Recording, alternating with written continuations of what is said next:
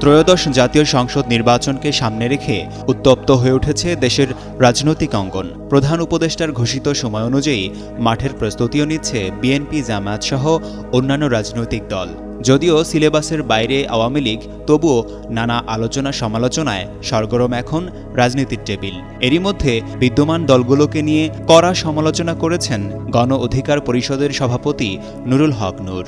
এরা এই এক বছরে এই পরিস্থিতি তৈরি করতেছে, হাসিনা 16 বছরে করছিল, তাহলে তো সামনে তো এরা আরো বিপজ্জনক পরিস্থিতি দেখে নেবে। নূরের মতে এমন পরিস্থিতিতে অনেকেই মনে করছেন বর্তমান বৈধ রাজনৈতিক দলগুলোর পাশাপাশি আওয়ামী লীগকেও রাজনৈতিক স্পেসে রাখতে হবে, যা আওয়ামী লীগকে কামব্যাক করার একটা রাস্তা তৈরি করে দিচ্ছে বলেও শঙ্কা প্রকাশ করেন তিনি। আমরা যা করলাম সেইটাও আওয়ামী লীগকে কামব্যাক করার একটা রাস্তা তৈরি করে দিয়েছে। সম্প্রতি বেসরকারি এক টেলিভিশনের টকশোতে অংশ নিয়ে তিনি এসব কথা বলেন।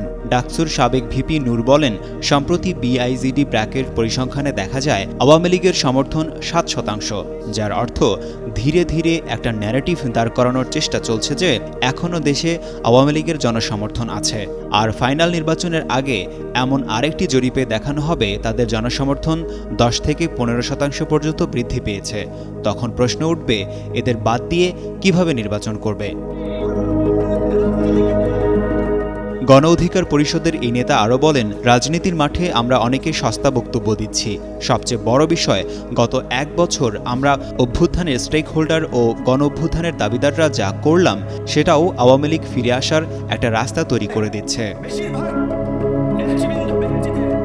নূর বলেন, আমাদের দেশের অর্থনীতি অধিকাংশ ওয়েস্টার্ন বেসড। ইনক্লুসিভ রাজনীতি না করলে যদি বিদেশিরা শার্ট প্যান্ট কেনা কমিয়ে দেয়, তখন ডক্টর ইউনূস কিংবা রাজনীতিবিদদের দেশ এবং দেশের অর্থনীতি বাঁচাতে আওয়ামী লীগকে নিয়ে নির্বাচন করা লাগবে। এই পরিস্থিতিও সামনে তৈরি হতে পারে বলে আশঙ্কা করেন তিনি। আশিকুর রহমান, যুগান্তর নিউজ।